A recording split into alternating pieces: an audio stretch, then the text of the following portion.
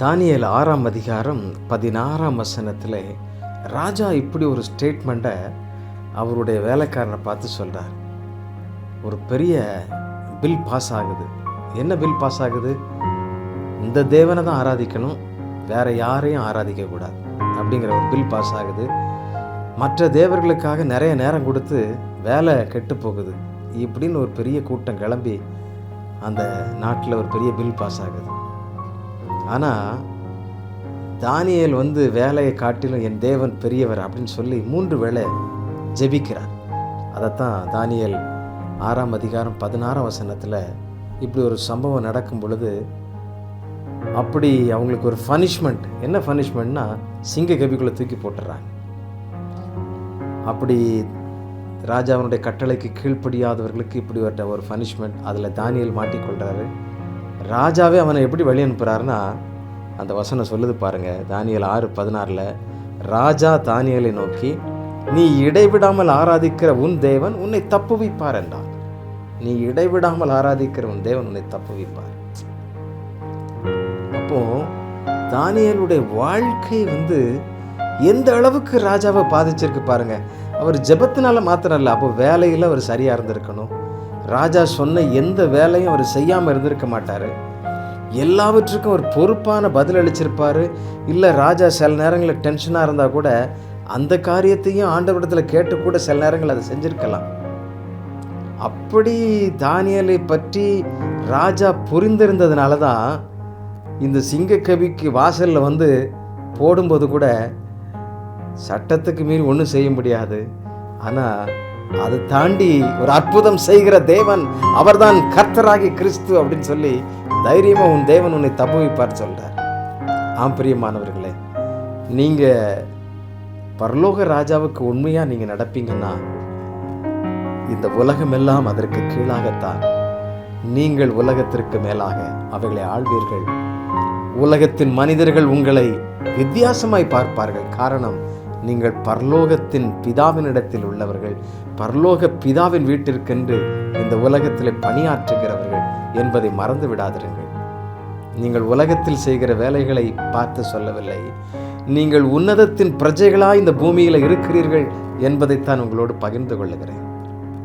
புரிந்து கொண்டீர்களா? ஆம் பிரியமானவர்கள், அதற்காக சட்டத்தை மீறுவதை பற்றி நான் சொல்லவில்லை. சட்டத்திற்கு உட்பட்டு எவைகளெல்லாம் செய்ய வேண்டுமோ அவைகளெல்லாம் செய்து ராஜாவினிடத்தில் நற்பெயர் பெற்ற பின்பு தன் தேவனை ஆராதிக்காமல் எப்படி இருக்க முடியும் என்று எண்ணிய தானியேல் 3 வேளையும் பலகணிகளை திறந்து ஆராதிக்க அவன் ஒன்றும் தவறு செய்யவில்லை என்று சொல்லி சட்டத்திற்கான தண்டனையை பெற்றுக்கொள்ள வழி அனுப்பும் பொழுதுதான் ராஜா சொல்லுகின்ற வார்த்தை இது, நீ இடைவிடாமல் ஆராதிக்கிறவன் தேவன் உன்னை தப்பு வைப்பார். நீங்கள் போகும்போது, பஸ்ஸில் பிரயாணம் பண்ணும்போது, கார் ஓட்டிட்டு போகும்போது, பைக் ஓட்டிட்டு போகும்போது கர்த்தரை ஆராதிக்கிறீங்களா? சமையல் பண்ணும் பொழுது, வீடை கூட்டும் பொழுது, கர்த்தருடைய வேலையை செய்யும் பொழுது, இரவும் பகல் ஆராதிக்கிறீர்களா? எந்த சூழ்நிலையிலும் கர்த்தரை துதிக்கிறீர்களா? அந்த அனுபவத்திற்குள் நீங்க வாங்க. அந்த மறுரூப அனுபவத்திற்குள் வாருங்கள். அந்த மலை நோக்கி பாருங்கள். அவர்தான் உயர்ந்த கண்மலை. அந்த தேவனை துதித்து பாடுவோமா? அவர்தான் பரிசுத்த தேவன், பரிசுத்த நீதிபரர்.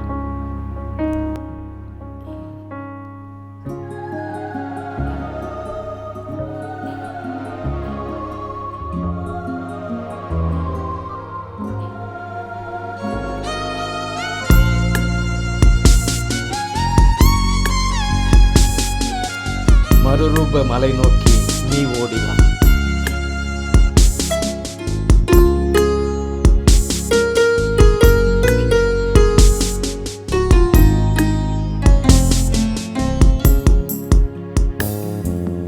மறுரூப மலை நோக்கி நீ ஓடிவா, மகிமைக்குள் அவரோடு நீ சேரவா.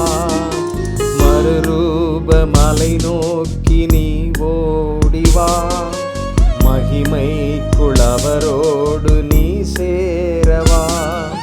மறுமைக்கு அணிகின்ற உடையே கவா, மறுக்கின்ற குணமாற உடைவோடுவா. அணிகின்ற உடையேற்கவா, மறுக்கின்ற குணமாற உடை ஓடுவா, பரிசுத்த நீதி வர நம் தேவனே, பரிசுத்த நீதி வர நம் தேவனே. உன்னை தேடும் அவராலே இது சாத்தியமே, உன்னை தேடும் அவராலே இது சாத்தியமே, என்னை தேடும் அவராலே இது சாத்தியமே. ஜெபிப்போமா. அந்த மகிமையின் அனுபவம் எனக்கு உண்டாகட்டும் அப்பா, எங்கள் ஒவ்வொருவருக்கும் உண்டாகட்டும். தானியேல் அதை வாஞ்சித்தபடினால் தானே அதை விடாதபடி காத்து கொண்டான். அப்பா, எங்கள் ஒவ்வொருவருக்கும் அந்த துதியின் ஆடைக்குள்ளாக, துதியின் மேகத்திற்குள்ளாக நாங்கள் எப்பொழுதும் ஆண்டவரே நுழைந்து நுழைந்து உம்மை துதித்து உயர்த்த எங்களுக்கு உதவி செய்யும், கிருபை பாராட்டும். கர்த்தாவே, நீர்தாமே ஆண்டவரே துதியை எடுக்கும் பொழுது துதிக்க துதிக்க எல்லா தடைகளும் விலகுகிறதே, எல்லா காரியங்களும் மாறுதலாய் முடிகிறதே. சிங்கத்தின் வாயில் அகப்பட்டவன் கூட வெற்றியாய் திரும்ப வருகிறாரே. ஆண்டவரே, அப்படிப்பட்ட கிருபை எங்களுக்கு தாரும். எப்பொழுதும் இடைவிடாமல் உம்மை ஆராதிக்கும் அந்த பாக்கியத்தை எங்கள் ஒவ்வொருவருக்கும் தாரும். இந்த நாளிலும் எங்களை அழைத்து வந்ததற்காக நன்றி. கோடாகோடி உமக்கு ஸ்தோத்திரம். எல்லா துதியும் கனமும் ஒருவருக்கே உண்டாவதாக. இயேசுவின் நாமத்திலே கேட்கிறோம் நல்ல பிதாவே. ஆமென், ஆமென். Thank you. God bless you. God bless you.